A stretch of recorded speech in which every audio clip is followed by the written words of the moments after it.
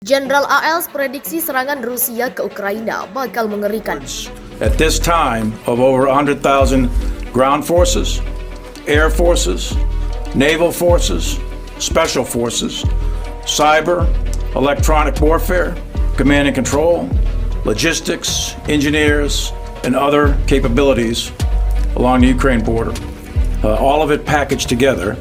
If that was unleashed on Ukraine, it would be significant, very significant, and it would result in a significant amount of casualties, and you can imagine what that might look like.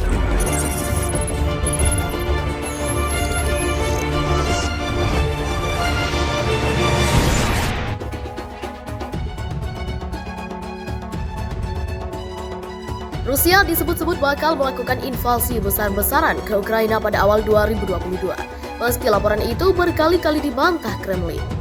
Seperti diketahui sejak tahun lalu, Rusia mengerahkan sekitar 100.000 pasukan serta ribuan perangkat militer ke dekat perbatasan Ukraina yang memicu kekhawatiran Barat akan perang lanjutan. Jenderal Militer Amerika Serikat Mark Milley bahkan memperkirakan bahwa invasi Rusia ke Ukraina akan mengerikan dan akan menelan sejumlah besar korban. Jenderal Milley menggambarkan penumpukan 100.000 tentara Rusia di dekat perbatasan Ukraina sebagai yang terbesar sejak Perang Dingin. Meski Menteri Pertahanan AS Lloyd Austin mengatakan konflik masih bisa dihindari melalui penggunaan diplomasi. Di sisi lain, Rusia membantah rencana untuk menyerang dan mengatakan dukungan AS untuk Ukraina adalah sebuah ancaman. Pada konferensi pers di Pentagon pada hari Jumat, Jenderal Milley, perwira militer paling senior di AS, memperingatkan bahwa skala pasukan Rusia di dekat perbatasannya dengan Ukraina berarti serangan akan memiliki konsekuensi yang parah.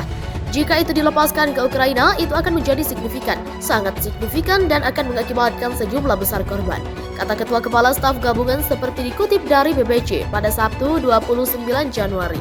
Pertempuran di daerah perkotaan yang padat akan menjadi mengerikan, tambah Jenderal Milley. Menteri Pertahanan AS Lloyd Austin mengatakan AS berkomitmen untuk membantu Ukraina mempertahankan diri, termasuk dengan menyediakan lebih banyak persenjataan. Konflik tidak bisa dihindari, masih ada waktu dan ruang untuk diplomasi, kata Austin, meminta Presiden Rusia Vladimir Putin untuk meredakan situasi. Tidak ada alasan bahwa situasi ini harus berubah menjadi konflik, dia dapat memerintahkan pasukannya pergi, tambahnya. Juga pada hari Jumat, Presiden Biden mengatakan dia akan mengirim sejumlah kecil pasukan ke Eropa Timur dalam waktu dekat. Untuk memperkuat kehadiran NATO di wilayah tersebut, dia tidak merinci di mana mereka akan ditempatkan atau kapan mereka akan tiba. Awal pekan ini, Pentagon mengatakan ada 8.500 pasukan siap tempur yang bersiaga siap digerakkan dalam waktu singkat. AS telah menolak permintaan utama Moskow agar NATO mengesampingkan Ukraina bergabung dengan aliansi pertahanan, tetapi bersikeras menawarkan Rusia jalur diplomatik yang serius. Presiden Rusia Vladimir Putin menuduh Barat mengabaikan masalah keamanan Rusia, tetapi dia mengatakan dia akan mempelajari tanggapan AS sebelum memutuskan apa yang harus dilakukan. Menurut pembacaan Kremlin tentang panggilan telepon antara Putin dan rekannya dari Prancis, Prancis mengatakan kedua pemimpin telah sepakat tentang perlunya mengurangi ketegangan dan bahwa Presiden Emmanuel Macron telah memberitahu Putin bahwa Rusia harus menghormati kedaulatan negara-negara tetangganya.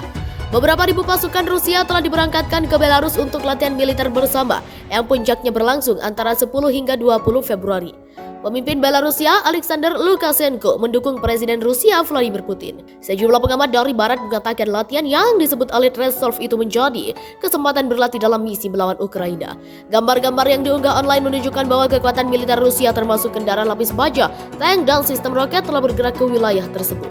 Rusia juga telah mengumumkan pengerahan pesawat tempur canggih Su-35 ke Belarusia, dilengkapi sistem pertahanan udara, amunisi, dan dukungan medis.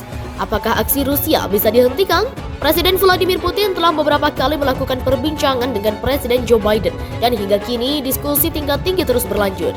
Namun para pejabat Rusia memperingatkan bahwa penolakan Barat atas permintaan-permintaan kunci mereka telah mengakibatkan perbincangan ini buntu.